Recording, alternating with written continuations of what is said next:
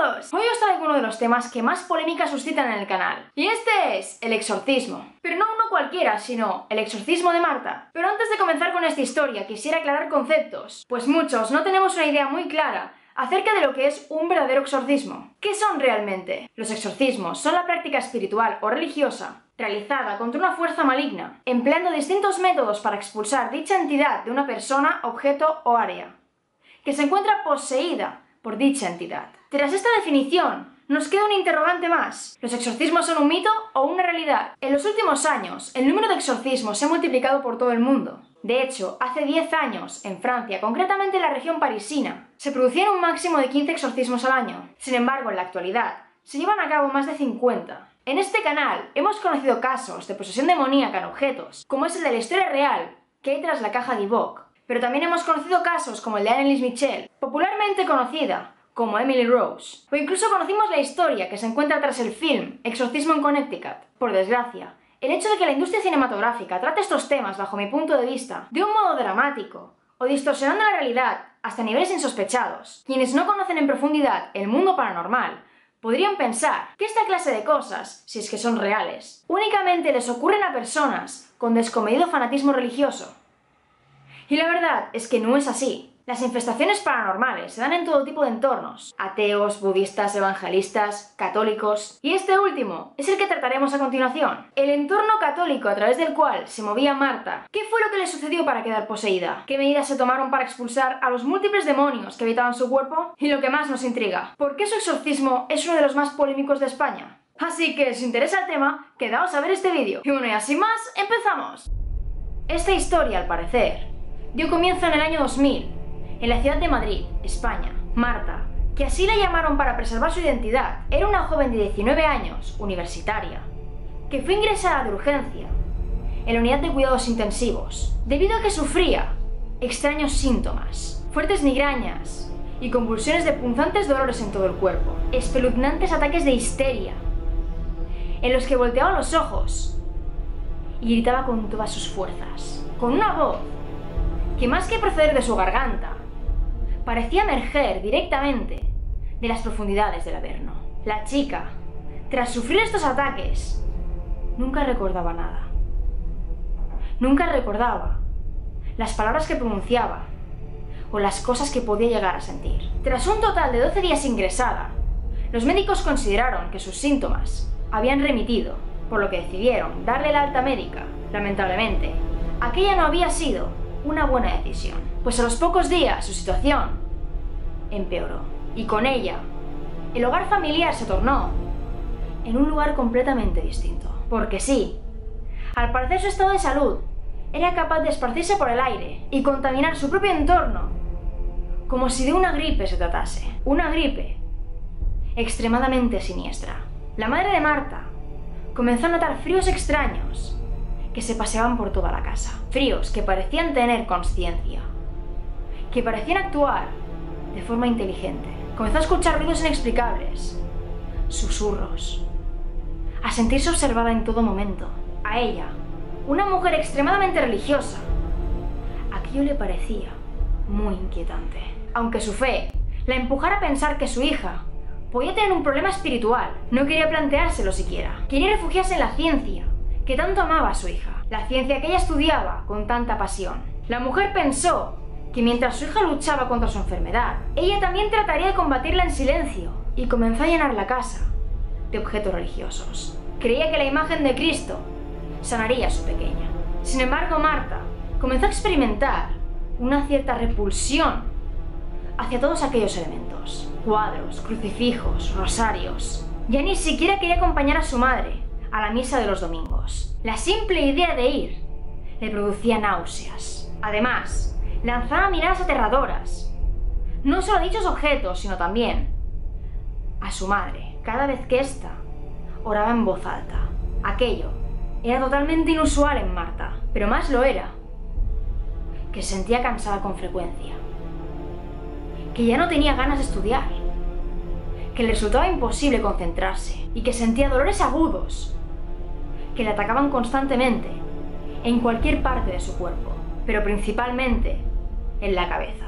Cada vez que los dolores regresaban, Marta decía sentir como si la mismísima parca estuviera jugando con ella, atentando contra su vida a cada instante. Pero lo peor llegó una noche. Marta y su madre estaban en el salón cuando de pronto la joven comenzó a mover la cabeza hacia un lado y hacia el otro, casi como si siguiera el ritmo de una melodía que solo ella podía escuchar, hacia un lado y hacia el otro, cada vez un poco más deprisa, hasta que el movimiento se tornó algo frenético. Su madre, al ver lo que estaba sucediendo, dio un bote del asiento y corrió a socorrerla. Pero antes de que pudiera tocarla, paró y sus ojos se tornaron blancos. El pesado sillón en el que se encontraba sentada comenzó a levantarse del suelo y levitó en el aire a unos 20 centímetros del suelo.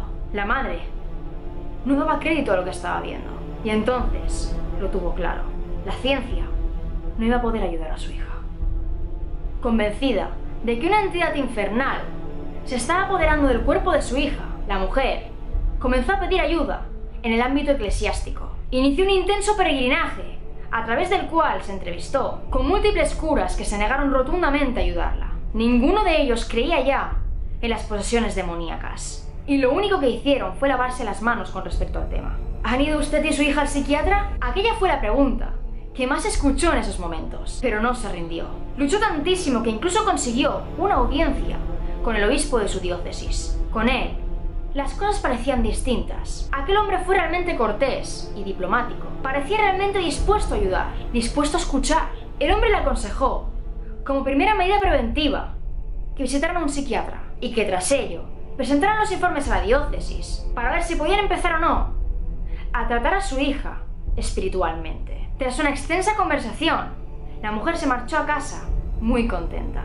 Estaba mucho más tranquila y convencida de que su hija por fin recibiría el tratamiento adecuado. Craso error. La mujer hizo exactamente todo lo que el obispo le había indicado. Visitó a un psiquiatra y este redactó un informe en el cual se acreditaba que Marta estaba mentalmente sana, pero cuando quisieron volver a ver al obispo, se encontraron que éste había dado órdenes tajantes de que nunca más volvieran a concederles audiencia. Aquello les partió el corazón, pero no impidió que siguieran luchando. Las dos comenzaron a peregrinar por iglesias de párrocos, vicarios episcopales y religiosos. Sin embargo, no obtuvieron resultados. En una ocasión, madre e hija visitaron a un sacerdote que tenía muy buena fama. Todo el mundo decía mil maravillas sobre él, sobre lo piadoso y bondadoso que era. Sin embargo, no fue aquello lo que vieron en sus ojos. El hombre se burló de ellas, las despreció, las mandó a un psiquiatra y las hizo sentirse unas completas chifladas. La negativa a ayudarles no hizo que se rindieran.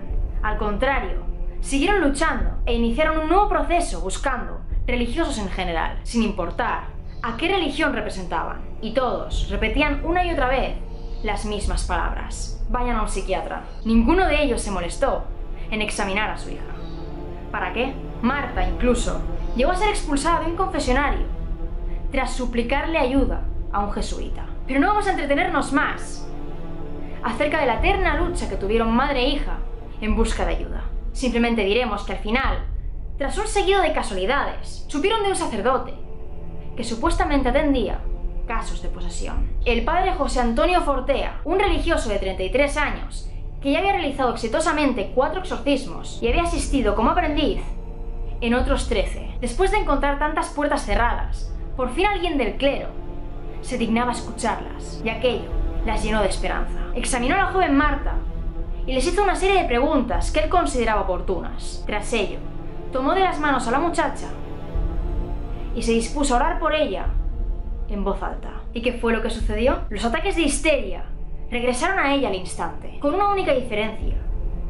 Y es que al terminar los rezos, el padre Fortea no las invitó a ir a un psiquiatra, sino que pronunció las siguientes palabras. Ella claramente presenta todos los signos de una posesión diabólica. Madre e hija deben recorrer en coche varios kilómetros semanalmente para llegar hasta la parroquia del padre Fortea. Pero a pesar de ello, las sesiones de oración por Marta comenzaron de inmediato y ya no se iban a detener hasta que el demonio fuera definitivamente expulsado de su cuerpo. Así que aquel sábado 2 de marzo del año 2002 comenzaron a orar por su alma. Oraciones que en un principio se calculó que durarían 2 o 3 días. Lo que no sabían es que en su interior no se encontraba un solo demonio, sino varios de ellos, hecho que dificultó aún más el tratamiento de Marta.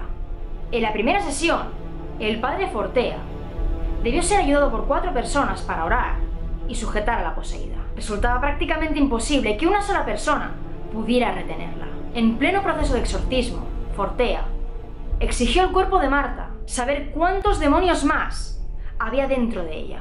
Y uno de estos respondió lo siguiente: 5. Tras ello, el mismo ser admitió que todos ellos habían entrado en el cuerpo de Marta a través de un hechizo de muerte. Fortea exigió saber más, pero el demonio solo gritaba y sacudía el cuerpo de Marta desde dentro, como si fuera una muñeca de trapo, hasta que finalmente cedió y dio un nombre que a la madre de Marta le resultó muy familiar.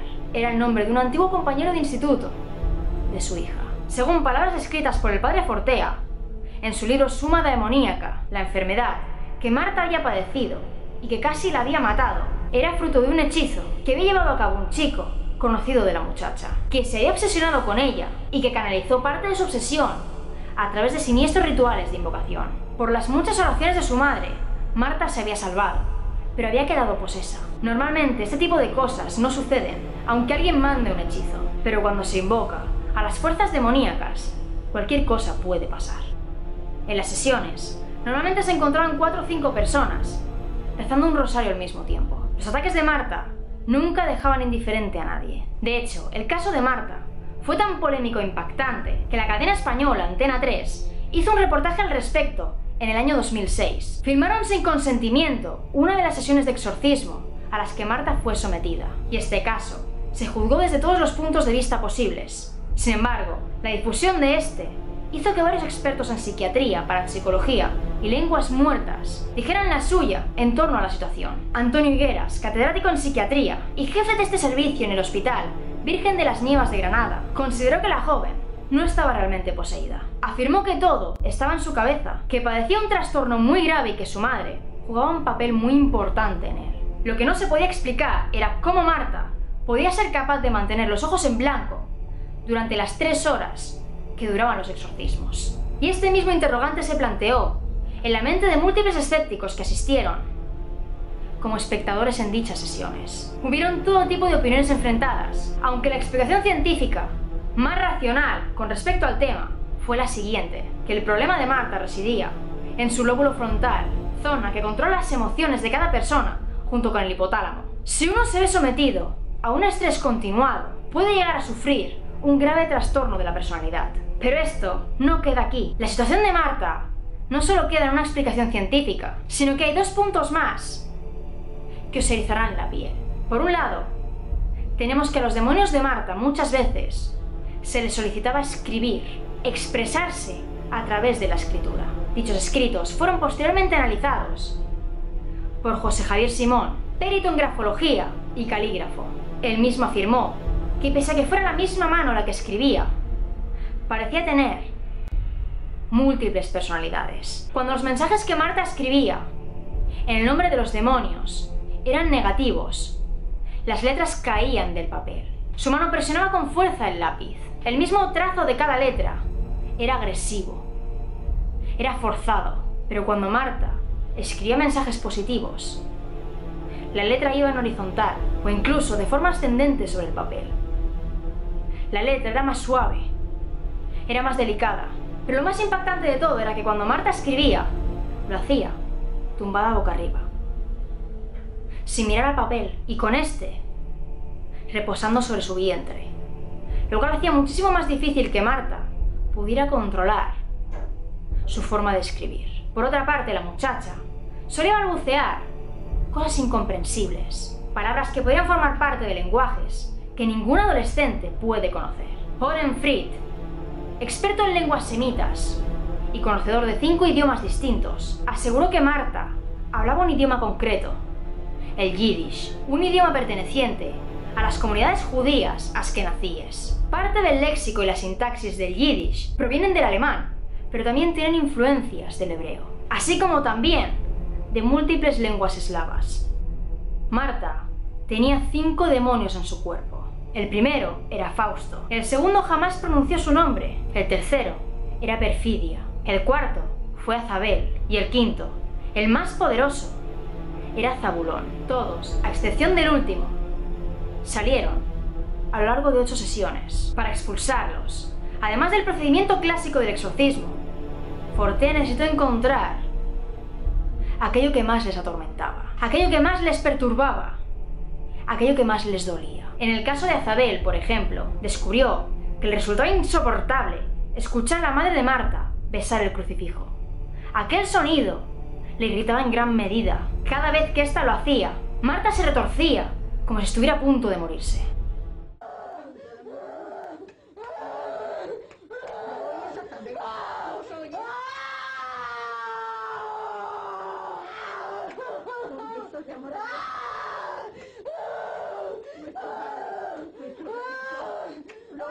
Abre los ojos y mira a la Madre de Dios. Abre los ojos y mírala. ¿Por qué no la miras? No quiero. ¿Por qué? No. Responde. No. Responde. No. Al final, las convulsiones de su cuerpo fueron tremendas y salió. Pero con Zabulón no fue tan fácil. Cuando se le ordenó que besara la estampa de la Virgen, la mordió. Sin embargo, y a pesar de su rebeldía, cuando se le ordenaba beber el agua bendita en el nombre de Cristo, la bebía. Cuando se le ordenó que leyera el prólogo del Evangelio de San Juan, lo hacía como si las palabras fueran aceite hirviendo en su garganta. Y además, siempre que llegaba la palabra Dios, decía él, para evitar pronunciarla. Al principio, el padre Fortea pensó que Zabulón era el 10º hijo de Jacob y Lía. Después, investigando un poco, se dio cuenta de que se estaba enfrentando a uno de los demonios más poderosos del infierno. Descubrió que aquella era la 4ª vez que se aparecía en la historia. La penúltima fue con el padre Cándido Amantini, pero también observó que aquel demonio dijo que ese era su nombre en Loudun, Francia, en el siglo XVII, en un exorcismo que se prolongó muchísimo y en el que ocurrieron muchos eventos extraordinarios. Fortea descubrió que Zabulón habría aparecido al menos una 4ª vez,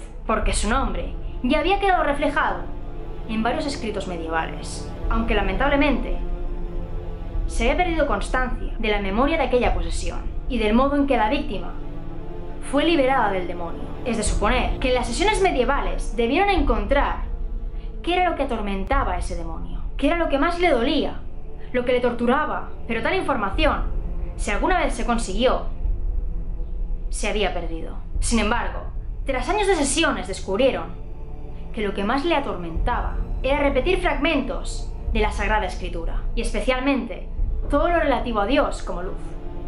Además de Zabulón, una auténtica legión de demonios se apoderó del cuerpo de Marta. En total, una 40 de espíritus infernales, entre los cuales se halló el jefe de los ángeles caídos, y cuya voz era la más terrible de todas. El padre Fortea, ante su presencia, dirigió sus rezos con más fuerza hacia San Jorge y San Miguel Arcángel, pidiendo su intercesión en el exorcismo, y al parecer, sus súplicas fueron escuchadas. En un momento dado, y sin hacer ninguna pregunta, Marta hizo el gesto de querer escribir. Al ponerle la hoja sobre el vientre, ella escribió con una letra jamás vista.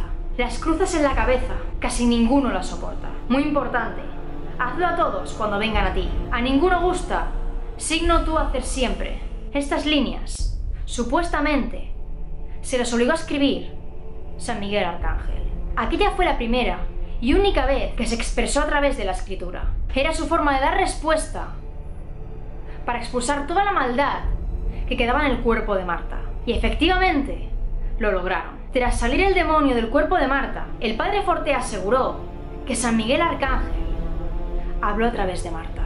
Era la primera vez que lo hizo, pero también la última. Su voz, a diferencia de la del demonio, era bella, más bella incluso que la de Marta cuando se encontraba en estado normal. Era una voz que transmitía paz, serenidad, bondad, amor y ternura. Todos nos emocionamos. Aquella voz nos dijo que tuviéramos fe, que vendría un gran bien para toda España de todo esto. Como es lógico, aquella escena fue tan impresionante que ningún escrito puede reflejar la emoción del momento. Todos estábamos llorando.